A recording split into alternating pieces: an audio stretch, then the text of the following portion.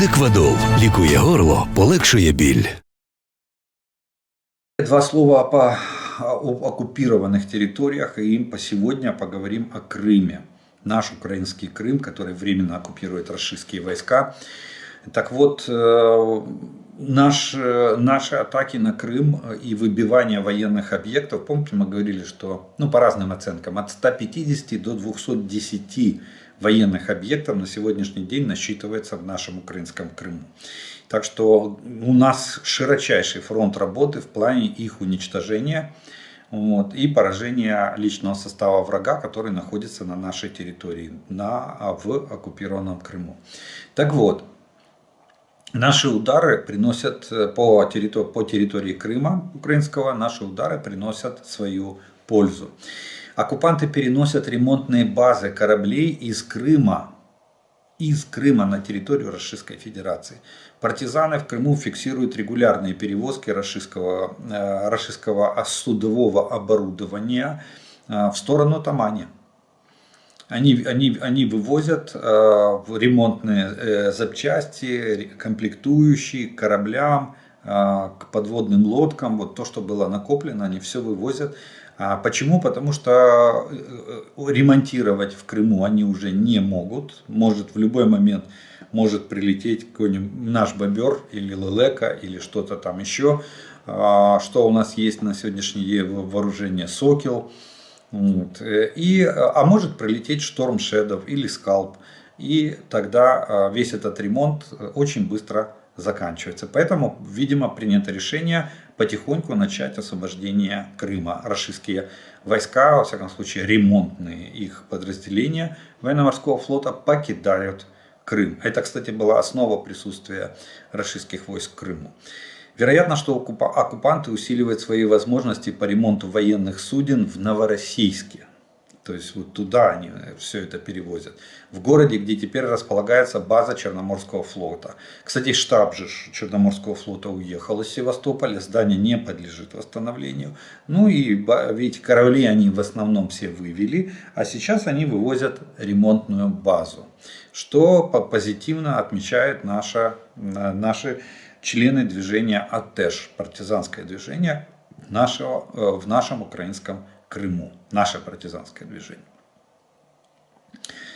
Далее, за прошедшие сутки авиация сил обороны нанесла удары по 8 районам сосредоточения личного состава, вооружения и военной техники врага. А подразделения ракетных войск и артиллерии нанесли поражение тоже по одному району сосредоточения личного состава и военной техники врага, по одной станции радиоэлектронной борьбы и по одному средству противовоздушной обороны оккупантов. В общей сложности за прошедшие сутки враг понес следующие потери. В личном составе около 900 оккупантов потери составили вражеские. В технике и вооружении враг потерял в танках 19 единиц, в боевых бронированных машинах 27 единиц, в артиллерийских системах 38 единиц, в реактивных системах залпового огня 3 единицы, в средствах ПВО 2 единицы, в беспилотниках оперативно-тактического уровня 41 единица, в автомобильной технике 69 единиц и в специальной технике 6 единиц. Вот такие в общей сложности понес потери враг на всех оперативных направлениях и на линии фронта от Сватова до Олешек. И прежде чем мы перейдем к следующему разделу, я хотел бы два слова сказать о статистике. Знаете, да, когда появляется статистика, я вам ее оглашаю. Я не имею в виду та ежедневная статистика по общим потерям, суточные потери я вам довожу, а вот так интересная, которая появляется от наших специальных подразделений. Либо сил специальных операций, либо центра специальных операций Службы безопасности Украины.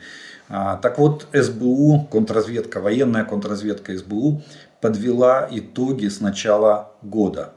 И на сегодняшний день военные контрразведчики службы уничтожили 86 целей военной техники и вооружения врага.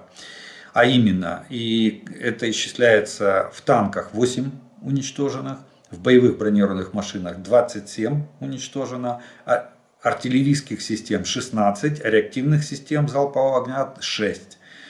Всего 22 артиллерийских системы, 7 средств радиоэлектронной борьбы, 3 комплекса МУРом-М, 1 зенитная установка ПВО, 44 позиции и укреплений вражеские уничтожены, 42 единицы автомобильного транспорта, 19 минометных расчетов и минометов и 10 складов с боеприпасами и горюче-смазочными материалами, а также другим имуществом.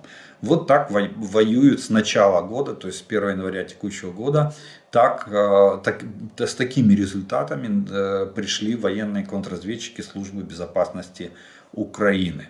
Довольно неплохая статистика, как для небольшого подразделения. Напомню, это спецназ, это не мотопехотные роты, это спецназ, который всегда воюет где-то там, их не видно, как они воюют. И о них только мы узнаем по результатам их боевой работы. Так что хорошая статистика, спасибо им огромное и удачи в следующих боях.